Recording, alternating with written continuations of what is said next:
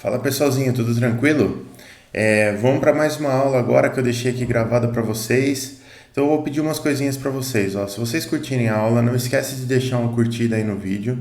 Se você ainda não for inscrito no canal, por favor se inscreve, que isso daí vai ser bastante importante para mim e para você. Se ativar as notificações, nota 10, melhor ainda. Se curtir muito o vídeo, posta, manda para os seus amigos, compartilha com seus amigos. E se você tiver alguma dúvida, alguma sugestão, por favor, joga aí nos comentários aí embaixo, que eu vou ter o maior prazer de responder para vocês e até gravar novos vídeos a respeito, beleza? Valeu, galera, bora pro vídeo. Hoje a gente vai entrar então um pouquinho no ar-condicionado, agora que a gente já estudou um pouquinho de psicometria, a gente já consegue entender algumas questões do ar atmosférico. E essas questões do ar atmosférico, elas são importantes porque elas têm influência no nosso sisteminha aqui de ar-condicionado, né? Quer dizer, o ar-condicionado é tanto na extremidade quente quanto na extremidade fria, que eu já vou dar nomes específicos para essas extremidades, né? Então, tanto na extremidade quente quanto na fria, ele está em contato com o ar atmosférico, e naturalmente na extremidade fria a gente pode ter condensação, né? Então é interessante a gente conhecer o que vai acontecer ali. Lógico que nesse curso a gente nem tem tanto tempo para isso, né? Talvez se a gente tivesse um pouco mais de tempo para ter contato com essas matérias, talvez a gente conseguiria misturar o ciclo termodinâmico, aliás, do ar-condicionado com aquilo que a gente já estudou de trocadores de calor, né? Aí ficaria um negócio bem interessante, porque você conseguiria tanto estudar o processo termodinâmico que está acontecendo dentro do ar-condicionado, quanto a troca de calor pelo trocador de calor e o que acontece com o H desse trocador de calor quando ele fica umedecido, porque eu tenho água ali, então eu vou ter resfriamento evaporativo e eu vou ter uma troca de calor diferente com o ar e tudo mais. Enfim, tem várias coisas que dá para ver, mas talvez isso já seria um curso, talvez uma introdução numa pós-graduação, já seria algo mais completo, né? Talvez a gente teria que trabalhar com simulador, talvez não dá para fazer tudo na mão, ou programar bastante. Então não daria para ver isso aqui neste nível de detalhamento, apesar de a teoria ser a mesma, mas dá muito mais trabalho fazer. Então a gente vai entrar em ar-condicionado aqui de uma maneira um pouco mais simples. Tanto é que a gente tem a aula de hoje, depois a gente tem a próxima aula, onde eu vou fazer só exercícios, porque depois tem a aula é o recesso, né? Depois vai ter a semana lá do CEATEC, e depois a gente vai ter a nossa prova. Então temos que tomar um pouco de cuidado aí para que a gente vai avançar um pouquinho no conteúdo hoje, mas a gente na próxima aula, por exemplo, não vai mais ter avanço em conteúdo, vai ser só exercício mesmo. Então vamos lá. Ó, a gente denomina alguns ciclos como ciclos de ar condicionado. Na verdade, eles são ciclos de refrigeração, né? É o mesmo ciclo que a gente usa numa geladeira, por exemplo. Ele é um pouco diferente, né? Porque as potências são diferentes, mas basicamente os ciclos são bem parecidos. E aí, agora que nós estamos nessa matéria de máquinas térmicas, você consegue entender algumas coisas. Por exemplo, na geladeira eu tenho um ambiente muito pequeno que eu quero refrigerar ali, né? Tem inclusive um pequeno ambiente que a gente até abaixa de 0 graus Celsius a temperatura, e a gente sabe que o ar atmosférico vai entrar ali, né? Se o ar atmosférico vai entrar ali, vai gerar água e vai gerar gelo, né? Porque a gente está resfriando aquelas coisas. Então, as geladeiras mais modernas, elas são as tais das geladeiras frost-free, né? Onde o ar que entra na geladeira, ele é pré-resfriado, né? E quando você resfria o ar antes dele entrar na geladeira, ou pode ser que você resfrie ele antes de entrar na geladeira, ou pode ser que você realmente resfrie o ar que está dentro da geladeira, só que você resfria ele em uma câmara separada, de forma que você remove a umidade dele todo nessa câmara separada, e aí essa umidade, eventualmente ela pode virar até gelo. Acho que no caso da minha geladeira já está virando gelo. E aí depois você tem algumas ventoinhas internas ali que fazem com que você consiga dissipar essa água que você tirou do ar da geladeira no ar da sua casa normalmente, e aí você não cria gelo dentro da geladeira. Então ela tem uma estratégiazinha a mais para você lidar com essa água que estava no ar, que entrou lá dentro. Mas no mais, o que muda bastante é uma questão de potência. Por exemplo, se você pega uma geladeira, tanto a geladeira quanto o ar-condicionado, eles funcionam à base de trocadores de calor. A gente já vai ver internamente como que funciona. Mas basicamente você tem um trocador de calor na parte fria, que vai retirar calor dessa parte fria, ele absorve o calor da parte fria, e outro trocador de calor na parte quente, que vai soltar, liberar calor para a parte quente. Né? Você tem esses dois trocadores de calor. E aí o que acontece é que para você aumentar a potência do trocador de calor, uma coisa que você pode fazer é aumentar o H, né, que é o coeficiente de troca térmica por convecção.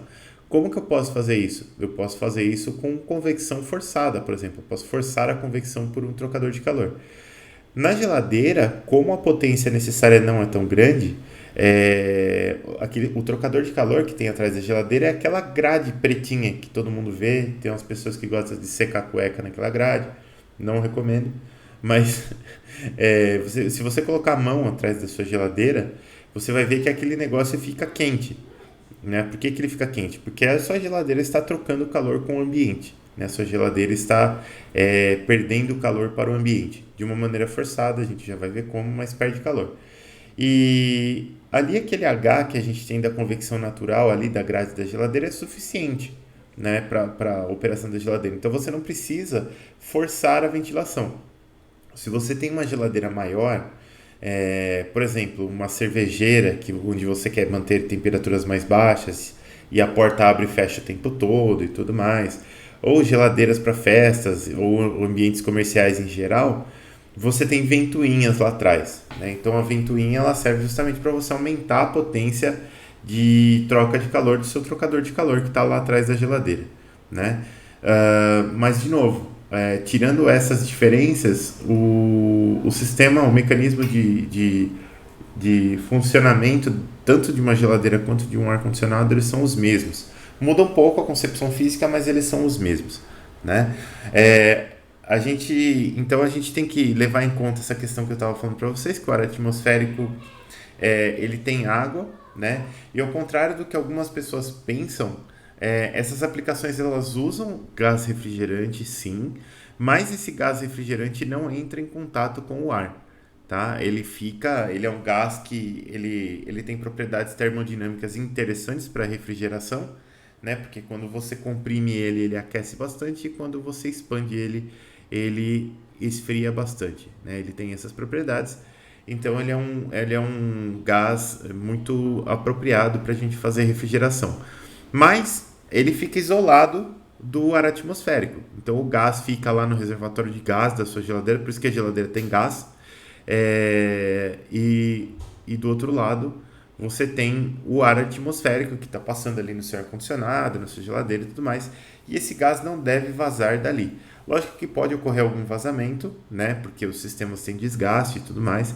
E aí você deve solicitar o reparo do seu equipamento, porque não pode ter vazamento, né? Primeiro, esses gases eles não são tão tóxicos para nós, eles são nocivos para a atmosfera, sim, mas não são tão tóxicos para nós. Mas de qualquer forma, você vai perder a eficiência da máquina, né? Você tem uma pressão de gás ideal ali para que ela opere com uma determinada eficiência. Então tem que levar isso em consideração. Ao ser resfriado, como a gente já estudou na psicometria, então o ar atmosférico agora sim vai poder atingir o ponto de orvalho e perder parte da água que continha, havendo a condensação. Então nessa aula aqui a gente vai estudar o ciclo de Brayton para refrigeração. Tem um ciclo de Brayton também que é para geração de trabalho. Esse que a gente vai estudar é o ciclo de Brayton para refrigeração, que ele é um dos mais utilizados comercialmente. Tá? Tem uma parte de turbina que a gente já vai ver daqui a pouco que não é utilizado, mas a gente já vai ver já isso daí. Então, como é que funciona um ar-condicionado? Né? Na prática, como que vai funcionar esse negócio aí? A gente vai ter aqui algumas regiões, e até tem alguns comentários que eu quero fazer que não estão aqui, e agora eu me lembrei que eu esqueci de colocar no slide, então depois a gente vai rabiscar para eu falar para vocês como é que funciona. Mas basicamente a gente vai ter duas zonas aqui. A gente tem uma zona que a gente quer esfriar e a gente tem uma zona que é quente, né? Então a zona que eu quero esfriar é a parte de dentro da geladeira, ou pode ser o seu cômodo aí, o seu quarto, a sua sala, o que quer que você queira esfriar na sua casa. Ou a parte interior do seu carro, pode ser também. E a região quente é a região externa, né? Então, se a gente estiver falando de geladeira, a parte de fora da geladeira. Se a gente estiver falando de uma casa, normalmente agora essas unidades de ar-condicionado são aquilo que a gente chama de split, né? Então você tem um trocador de calor de um lado separado e outro trocador do outro lado. A gente já vai falar sobre os trocadores de calor. Então você tem um trocador que fica do lado de fora, né, na região quente, e outro que fica do lado de dentro, na região fria. Aqueles mais antigos, que eram aqueles que atravessavam a parede, aí isso aqui tudo era um aparelho só. A parte, o trocador, eu tinha um trocador de calor do lado de fora, que ficava a bundinha do ar-condicionado para fora da janela assim, e outra parte que ficava para o lado de dentro, né, que é o trocador de calor interno. Então, como é que funciona esse negócio aqui? O ar-condicionado, ele funciona, eu gosto de dizer que ele funciona mais ou menos como um pano, quando você quer secar um ambiente com um pano. Na minha cabeça é muito parecido o conceito. Mas vamos lá. Eu tenho aqui a zona resfriar e a zona quente. Beleza. O que eu quero fazer? Eu quero pegar essa unidade condensadora aqui e eu quero deixar ela mais quente do que a zona quente. Então eu consigo perder calor dela para a zona quente. E eu tenho essa outra unidade aqui que a gente chama de unidade evaporadora, que é a unidade que vai esfriar a região interna. Então ela tem que ficar mais fria do que a região interna. E esses nomes aqui, eles não são, pelo menos na minha opinião, eles não são muito didáticos, né? Porque a unidade evaporadora, ela é a unidade que fica dentro de casa ou dentro da geladeira, ela é a unidade que esfria. Então, na unidade evaporadora é onde a gente observa a condensação do ar atmosférico, né? Mas o evaporador aqui se refere ao gás refrigerante que está lá dentro, né? Que ele pode, em algumas aplicações, ele pode entrar aqui em estado líquido, ganhar calor e sair em estado gasoso daqui, né? Então por isso que chama evaporadora, e essa daqui de fora chama-se condensadora porque o gás perde calor, então ele pode entrar aqui no estado gasoso e sair no estado líquido também. Normalmente trabalha-se, o sistema trabalha inteiro com gás no estado gasoso mesmo, né? Mas pode acontecer de haver uma troca aí. Mas todo mundo confunde isso daqui porque a unidade condensadora é a que fica do lado de fora, onde não condensa nada, né? A unidade de dentro, que é onde você observa a condensação, ela não é a condensadora fica do lado de fora. Então isso aqui confunde as pessoas, mas esses basicamente são os dois trocadores de calor, né? Depois você tem aqui uma turbina, ou normalmente a gente não tem turbina nas aplicações, na maioria das aplicações a gente tem só uma válvula expansora aqui, já vou falar para vocês o que acontece, e do outro lado aqui a gente tem um compressor, né? Então basicamente, ó, aqui eu tenho até o diagrama temperatura e entropia aqui do ciclo, mas depois a gente vai explorar ele melhor. Mas basicamente, o que acontece? Imagina que eu tenho aqui um trocador de calor. Esse trocador de calor está na parte interna da minha sala, vamos dizer dessa forma. Então o que vai acontecer? Eu vou entrar aqui com um gás refrigerante muito gelado. Eu vou ter um fluxo de ar que passa por esse trocador de calor aqui. Então o ar da minha sala vai perder temperatura, vai perder calor para o gás refrigerante. O gás refrigerante que está passando dentro aqui do trocador de calor vai ganhar calor. E ele vai sair desse trocador de calor de uma temperatura muito próxima da minha temperatura da sala aqui, porque ele trocou calor, tal, ganhou calor, vai sair numa temperatura próxima. Então, vamos colocar números aqui. Vamos dizer que eu quero que a minha sala esteja a 23 graus, que é uma temperatura confortável. Então, liguei lá, tá, minha sala está a 23 graus, então o meu gás refrigerante vai entrar aqui a, sei lá, 5 graus Celsius, vai trocar calor e vai sair daqui a 23 graus Celsius, mais ou menos. Um pouquinho menos que 23 graus Celsius, beleza. Aí ele vai entrar aqui no compressor. Quando ele entrar aqui no compressor a 23 graus Celsius, ele será comprimido. Então eu vou comprimir esse ar aqui que estava a 23 graus Celsius, ele vai comprimir, e quando eu comprimo um gás, o que vai acontecer? Ele aumenta a temperatura. Né? Então eu comprimi o gás aqui, ele vai subir para uma temperatura de, sei lá, 60 graus Celsius, vamos dizer. Foi de 23 para 60 graus aqui. Ficou quente pra caramba e pressurizado. Isso é a parte mais importante, quente e pressurizado. Sai do compressor, eu vou para condensadora, que está lá do lado de fora. Né? Então a condensadora tem até uma ventoinha, às vezes ligada e tal. E aí o que acontece? Aqui do lado de fora tá 35 graus Celsius, vamos dizer, está um dia quente. Só que o gás refrigerante que entrou aqui na condensadora está a 60 graus Celsius e pressurizado. Então ele vai trocar calor aqui na minha condensadora, ele vai cair, baixar a temperatura de 60 para 35 graus Celsius ainda pressurizado. Beleza. Então ele vai sair daqui a 35 graus Celsius pressurizado. Saiu daqui e veio para cá. Veio ou para a turbina ou para a válvula expansora, tanto faz. O que vai acontecer aqui? Tanto no caso da turbina quanto no caso da válvula expansora, eu vou ter um orifício aqui, eu vou permitir que esse gás ele perca pressão. Né? Não que ele vai escapar daqui, ele não vai escapar. Mas eu crio tem um biquinho nessa válvula expansora. Né? Então, como você tem uma compressão ali, você tem uma compressão, não, você tem uma constrição. Quando o gás passa por ali, ele aumenta a velocidade e baixa a pressão. Então eu tenho uma redução de pressão. Eu posso fazer essa pressão cair ainda mais se essa turbina aqui começar a roubar a energia desse meu gás refrigerante. Então quando ele começar a expandir aqui, ele vai girar uma turbina que pode ajudar aqui no compressor, ou ele só vai expandir aqui, mas de qualquer forma ele vai perder pressão. Quando o gás perde pressão, ele gela. Né? Acho que todo mundo que usa desodorante aerosol aí de manhã já percebeu que quando você espirra o aerosol na sua axila, espero, o tubo fica gelado. Né? Normalmente o tubo é de metal e ele fica gelado. Por que ele ficou gelado? Porque o gás que estava ali dentro começou a expandir e aí ele gela. Né? Então esse gás aqui que estava pressurizado a 35 graus Celsius, ele vai ficar numa pressão mais baixa, depois que passar pela válvula expansora ou passar pela turbina, ele vai baixar para 5 graus Celsius, por exemplo. E aí baixou para 5 graus Celsius, baixa a pressão, ele vai passar aqui pelo trocador de calor interno de novo, que é a evaporadora, e vai subir para os 23 graus Celsius e o ciclo continua dessa forma. Tá? Então, basicamente, você pega, por isso que eu faço a analogia lá do pano, né? Você pega o pano aqui, o pano está soltão, né? E aí você absorve água com ele. Aqui você espreme o pano, então toda a água que estava no pano, ela começa a sair, porque você está comprimindo aquele pano, né? Aí você perde a água aqui, e aí você abre o pano de novo. A hora que você abre o pano de novo, cabe mais água no pano que você está tentando secar o lugar aí.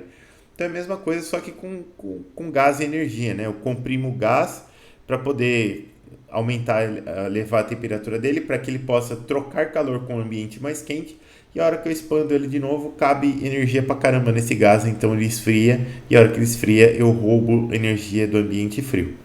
O ar-condicionado ou um sistema de refrigeração, qualquer sistema desses funciona assim. O comentário que eu ia fazer com vocês, que eu não fiz, é o seguinte, ó. Existe uma questão aqui de eficiência de refrigeração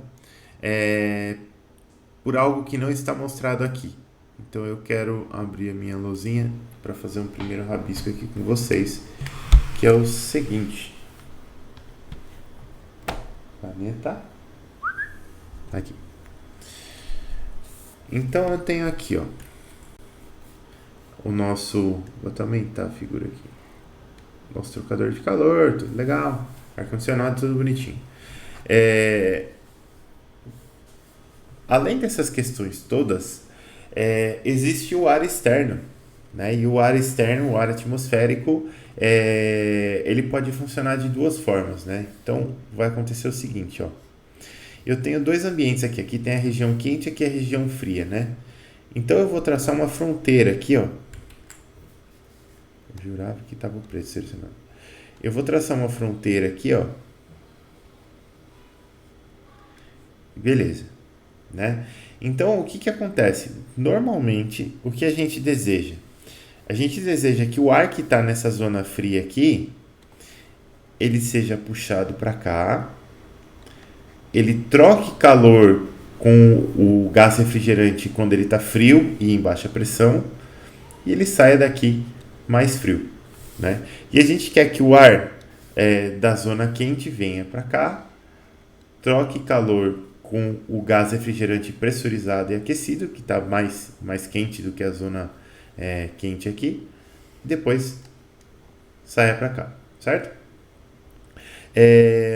E aí eu tenho algumas coisas que eu tenho que considerar. Por exemplo, neste caso aqui eu não tenho mistura entre ar externo e ar interno, mas eu vou ter condensação e a condensação fica confinada aqui na parte de dentro, né? A gente vai ter a condensação,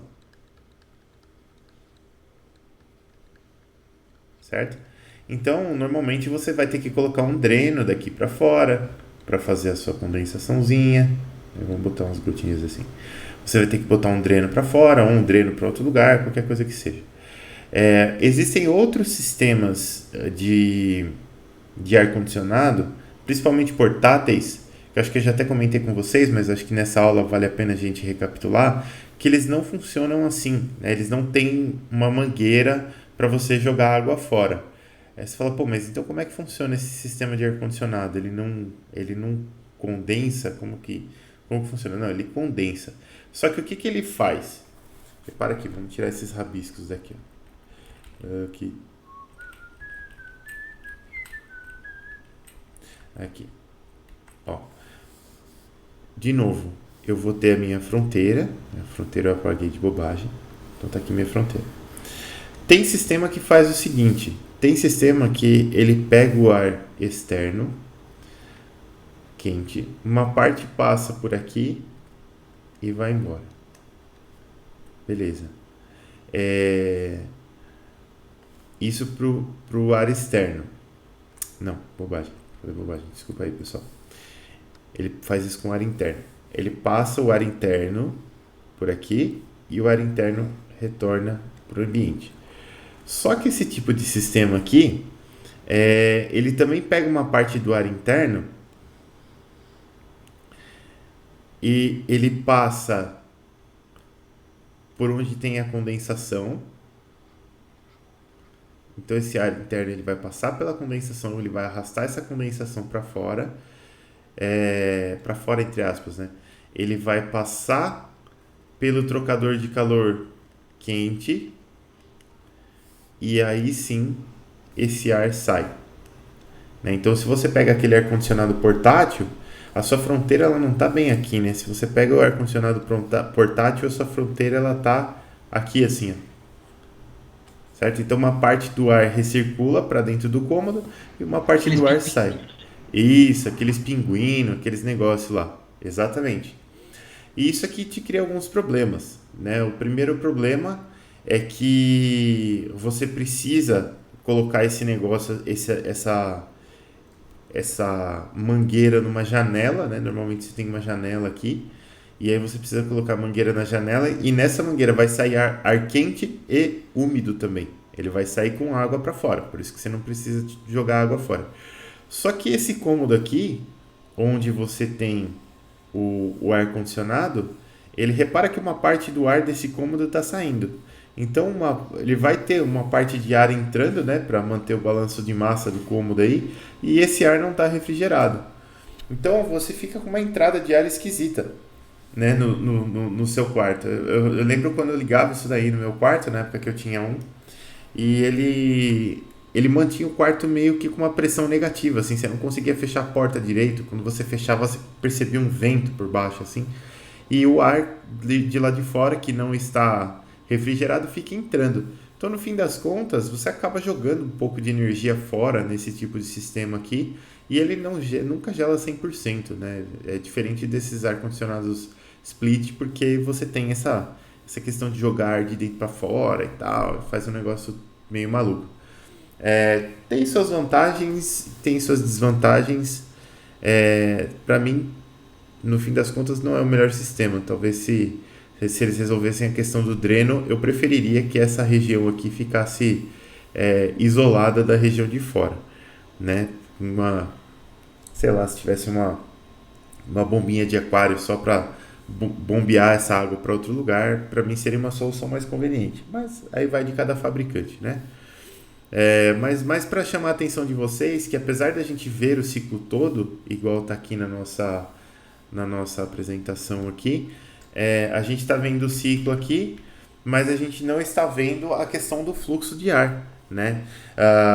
No carro de vocês, por exemplo, acontece algo que é mais ou menos o contrário, né? Então, quer dizer, você pode puxar o ar de fora, passar por esse trocador aqui e jogar para dentro, né? Por esse trocador pela evaporadora e jogar o ar para dentro, ou você pode puxar o ar de dentro, passar pela evaporadora e jogar para dentro.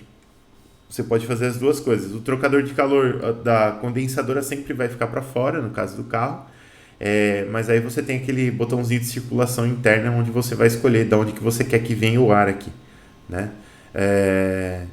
Evidentemente que quando você passa lá em São Paulo, todo mundo liga a circulação interna, mesmo que o ar esteja desligado, porque a situação lá é calamitosa. Mas tem essa questão. Eu vou ser bem sincero para vocês. Para mim, o botão do ar-condicionado da circulação interna devia ser o mesmo, porque eu simplesmente ligo tudo lá e beleza. Mas se você tiver no seu carro, você vai reparar que se você desligar a circulação interna, o carro fica um pouco mais quente na parte de dentro, porque você não está refrigerando o ar que está dentro do carro, você está puxando o ar de fora e está fazendo circular. Professor, deixa eu fazer uma pergunta. Fala aí. Isso aí foi até um ponto que você comentou e agora faz sentido. Hum, O cara, quando instalou o ar-condicionado aqui no meu apartamento, hum, como a gente não pode colocar a caixa para fora, a gente tem que colocar no banheiro da empregada. uhum. E daí o dreno, ele fez acho que uma queda de 3 ou 4 centímetros, só que o dreno não chega a sair, eu tenho que ir todo dia de manhã lá e puxar a água do dreno. Será que por causa disso eu perco eficiência na hora de gelar meu quarto?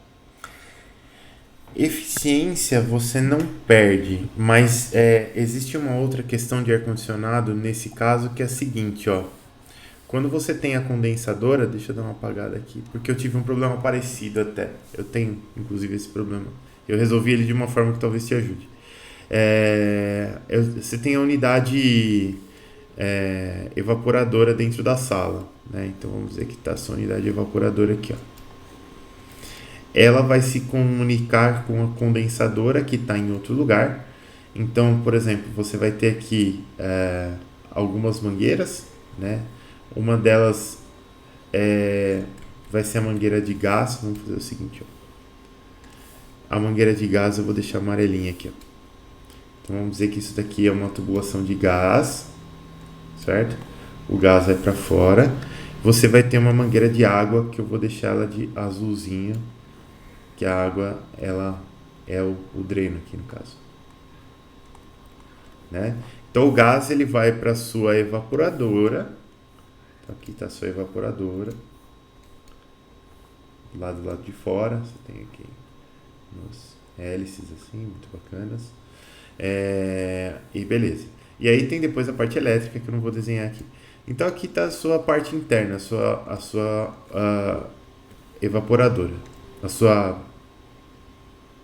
Isso, a evaporadora, a condensadora está aqui. Aqui dentro da evaporadora, o que você tem? Você tem um trocador de calor, que é algo que fica mais ou menos aqui assim, ó. E aí ele é aqueles de alumínio e tal, então ele tem um monte de aletas e tudo mais. Ele tem umas passagens assim também. Beleza. E você vai. Esse sistema ele tem uma ventoinha interna. Ele vai puxar o ar de dentro da sua sala, provavelmente por cima aqui, né, do seu cômodo e tal. E ele vai coletar o ar. Ou coletar o ar não, ele vai coletar a água condensada em uma bandeja aqui embaixo, certo? E essa bandeja aqui ela está conectada com o seu dreno, então o seu dreno ele vai sair mais ou menos assim aqui, não é bem por aqui. Você tem alguns problemas quando você não deixa a água sair desse dreno aqui, ó. Quais que são esses problemas? Um deles, que é o menos comum, é que você pode congelar aqui dentro. Você pode criar congelamento, porque a umidade fica muito alta aqui, você congela né? E aí sim, se tiver congelamento, você perde a eficiência do seu ar-condicionado. Mas o outro problema que você pode ter é a criação de fungo. Porque quando você fica com água parada aqui, ó, né, se por um acaso fica água parada aqui, a umidade do ar aqui dentro fica muito alta. E aí, se a umidade do ar fica muito alta, você propicia a criação de fungos aqui dentro. Cria uns fungos brabo, cara. Aqui na minha casa, o que aconteceu? Pra você ter uma ideia. Não, Matheus, tá com presença sim, cara. Pode ficar tranquilo. Aqui na minha casa eu tenho um caminho muito longo para sair desse dreno aqui até o ralo, né? E ele é um caminho, por ser um caminho longo, essa mangueira ela tem uns embarrigamentos assim, né? Tá com uma mangueira aqui em casa, às vezes ela faz assim, né? E aí aqui para a água, né? E quando isso acontece, a umidade fica muito alta, começa a bater sol aqui, começa a evaporar, começa a subir água para cá, né? Vapor de água, e criou uma fungaiada do caramba do meu ar-condicionado com 2 meses de instalação, né? E eu precisava resolver esse problema porque, né, não dá para pagar R$ 300 a cada 2 meses para limpar o ar-condicionado. E a minha solução foi a seguinte, né? O pessoal falou, não, porque você vai ter que... Me deram 2 soluções que eu achei ridículas. Uma delas foi de colocar um aparelhinho aqui que ele evaporava a água que sai do ar-condicionado e essa água ia se dispersando no ar. O problema é que o negócio é um chuveiro, né? Então toda vez que eu ligasse o ar-condicionado eu ia gastar uma potência de energia ignorante por causa de evaporar essa água.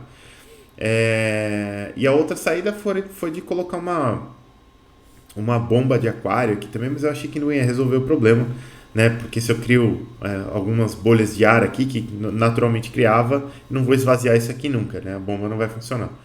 Então qual que foi a minha solução que resolveu o problema? Pasma. Eu fiz isso aqui, ó. Eu comprei uma caixinha de plástico de R$ 20 e eu fiz isso aqui.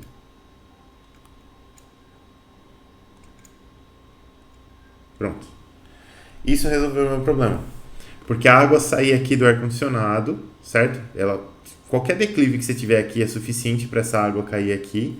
Quando ela cair aqui, né, ela não fica submersa, aqui não fica afogada. Então, quando ela cai aqui, o que acontece? Essa caixinha começa a encher e aí, por diferença de altura normal, ela começa a andar aqui na minha tubulação e ela vai vazar. Tem um ralinho aqui em algum lugar e ela vai vazar pro ralinho aqui, né? Ela vai pingar aqui. Mas eu tenho, entre esse ponto e esse ponto aqui, eu tenho esse respiro aqui, né? Então não fica água nessa mangueira. Não ficando água nessa mangueira, não sobe ar úmido aqui pro meu ar-condicionado e não dá fungo. E é assim que eu resolvi o problema. Não entendi, professor. Como assim? Então, Então, mas eu mais alto? prestei atenção no que você falou, só que no meu caso, eu acho que não daria porque eu tenho um hall, né? Aham, Depois eu te mando uma foto pra você entender. tá. Mas eu até pensei em comprar uma bomba de aquário. Você acha que não resolve? Resolve, bomba de aquário resolve também. E O, daí como que eu faria a ligação? Eu teria que ligar ela no final daí, né? Porque o que a gente fez quando a gente instalou, a gente pensou em reaproveitar essa água, mesmo sendo pouco, e aham, jogar na descarga, na cuba da descarga do banheiro da empregada. aham. Só que não cai, porque a altura é muito baixa, é 5 centímetros. Chega nem a ser 3, assim. Se for 3 é muito. É daqui pra cá Aí o todo desnível que dia você de tá manhã eu tenho que falando, ir lá, né? tipo, desliguei o ar-condicionado, tem que ir lá e puxar essa água. É daqui pra cá você tá dizendo o desnível, né? É, Precisaria de um desnível maior mesmo, não tem muito jeito. quer ver?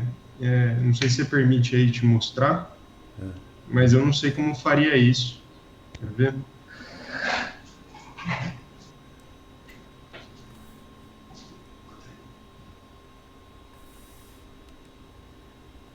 Ô Guidete, eu vi que você perguntou um negócio, mas eu não entendi direito. É... Eu não entendi o Alex, respaldinho ali. ligar Claraboy. Vou explicar, já já eu explico pra você. Fala aí. Alex, ligar Claraboy. Ih, tá desligado.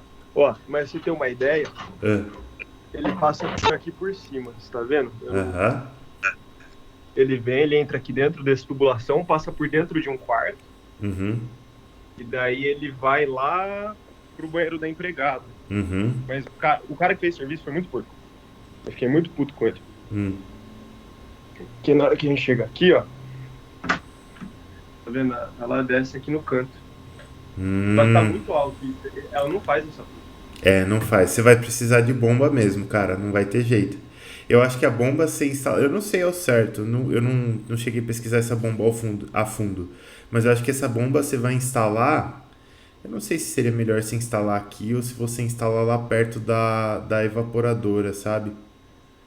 Uhum. Mas em algum canto você vai ter que instalar ela realmente, cara. Aí vai ser com bomba mesmo que você vai resolver.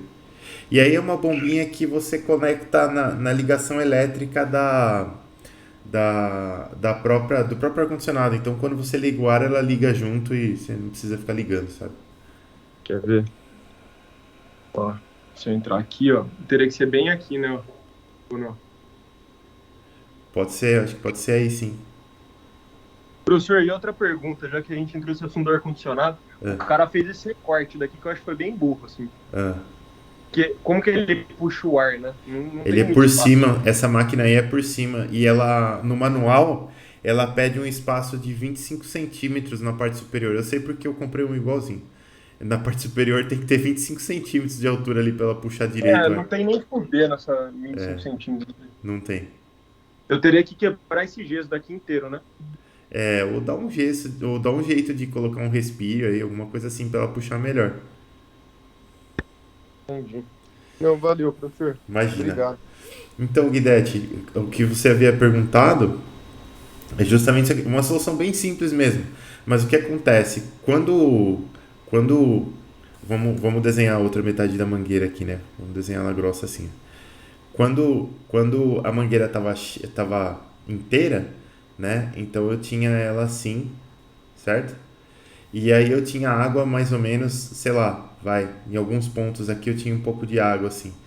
Quando bate sol que essa água evapora, ela começa a subir por aqui, ó. Ela fica toda canalizada, ela sobe pra cá e aí fica jogando um vapor de água desgraçado aqui no meu ar-condicionado, né? Então o que eu fiz? Quando eu criei essa caixinha aqui, essa mangueira aqui agora, a mangueira que chega na caixinha, ela fica vazia. Entendeu? E aí a caixinha, a hora que ela enche, ela vai empurrando a água para cá por gravidade mesmo, né? Mas aqui, o importante é que essa parte aqui fica absolutamente vazia e como aqui passa ar, tem liberdade para passar, ela não chega a canalizar esse vapor todo para cá. Ela, sei lá, quando bate sol, ela vai evaporar daqui e vai subir para o ar mesmo. Ah, tá, entendi. Entendeu? Tem essas coisas. Então você vê, tem um monte de probleminha de ar-condicionado, probleminha de fluxo de água, para onde vai essa água e tudo mais, que a gente tem que levar em consideração, né, quando a gente está avaliando um sistema. Voltando aqui para nossa aula, é legal esse assunto, eu gosto desse assunto. Então a gente estava aqui, e aí a gente vai começar a analisar um pouco agora como que o ar-condicionado funciona na parte de dentro, na parte do gás. Talvez a gente vai fazer análise do ciclo só nas próximas aulas, mas para a gente observar aqui. Então, aqui é mais ou menos aquela historinha que eu contei para vocês, só que de uma maneira mais técnica, né? Então, aqui no ponto 1, o gás refrigerante ele sai da unidade evaporadora aqui, a baixa pressão e temperatura T igual à temperatura da zona fria. Ele vai entrar aqui no compressor. Quando ele entra no compressor, ele é comprimido e atinge uma temperatura T muito maior do que a temperatura da zona aquecida, né, da zona quente. Depois, aqui do 2 para o 3, o que aconteceu? O gás refrigerante ele passa em alta pressão pela unidade condensadora e atinge a temperatura, né, ele perde temperatura, ele vai atingir a temperatura da zona quente. Aí, a hora que ele passa pela turbina aqui ou pela válvula expansora, a temperatura cai para uma temperatura muito menor do que a temperatura da zona fria. E aí, quando acontece isso aqui, ele vai ser comprimido, ele vai passar por aqui de novo, aquecer de novo, voltar. Ele fica fazendo esse ciclo aqui, né? Esse ciclo aqui é o que vai promover a refrigeração na sua casa. Aí, de novo, para enfatizar, eu acho que eu já comentei isso aqui com vocês, mas eu vou comentar de novo. Tem algumas máquinas, hoje já não é mais tão comum, mas tem algumas máquinas que tem uma turbina desse lado aqui. Então, quando você expande o gás, você reaproveita um pouco dessa energia para usar lá no compressor, para você comprimir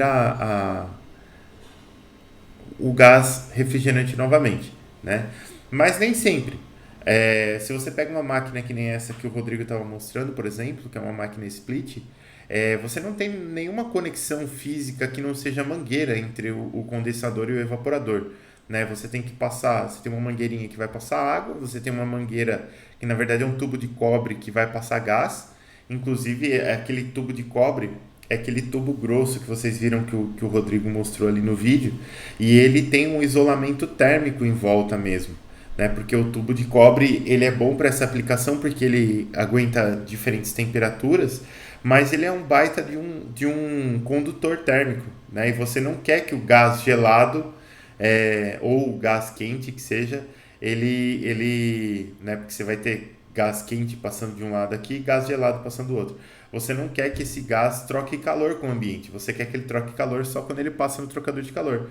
Então por isso que tem aquele isolamento térmico, aquele negócio parece uma espuma branca em volta das mangueiras lá. Aí ali você passa a parte elétrica junto, né? Aproveita que está passando o negócio lá, passa a parte elétrica também, passa dreno também, passa tudo junto ali, mas depois no final das contas cada coisa vai para um canto.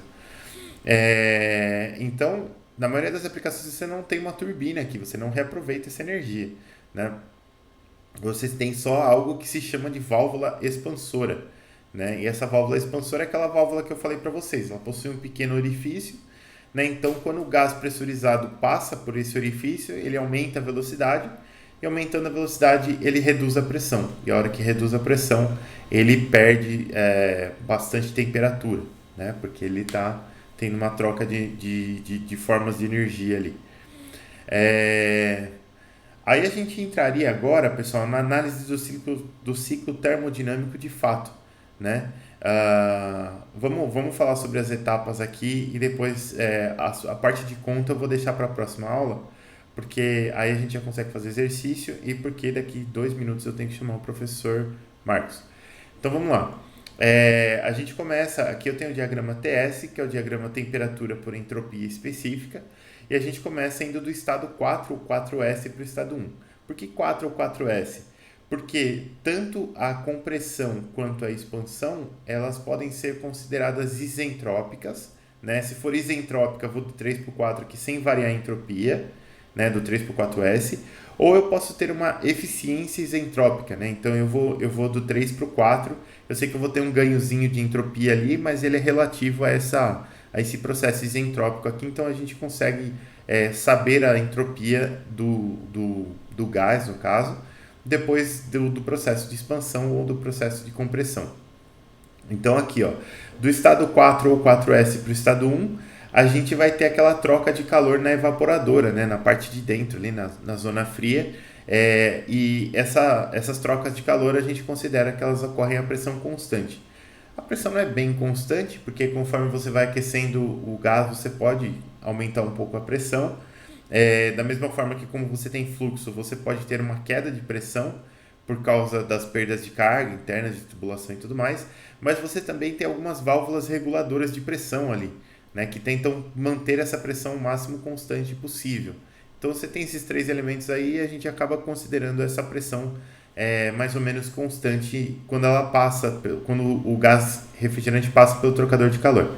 Depois do estado 1 para o 2 ou 2S, a gente vai ter a compressão, né? A compressão e a expansão elas são consideradas adiabáticas, quer dizer que não há troca de calor com o ambiente, né? Só recebe energia ou gasta energia aqui em forma de trabalho.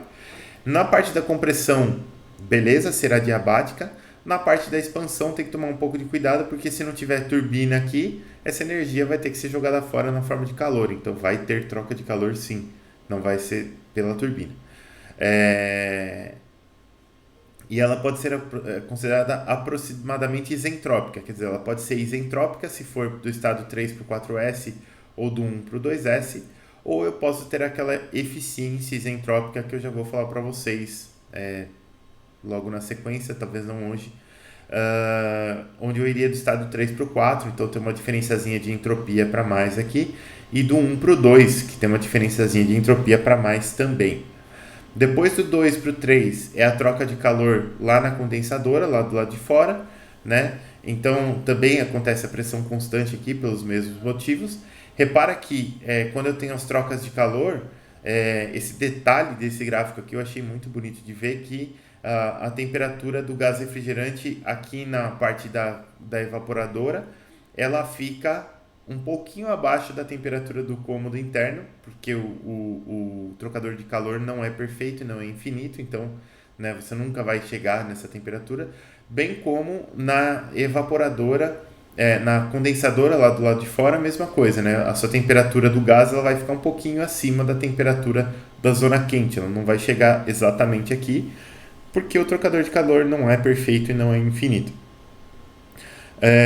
E aí da 2 para 3, então a gente vai ter a troca de calor lá na condensadora do lado de fora, e do 3 para o 4 a gente vai ter a expansão do gás, né? Então o 3 para 4 ou 3 para 4S, tanto faz, esse gás ele vai ser expandido, e esse processo é aproximadamente isentrópico, de novo, ou isentrópico ou com eficiência isentrópica aqui, então a gente vai ter um aumentozinho na entropia no final do processo.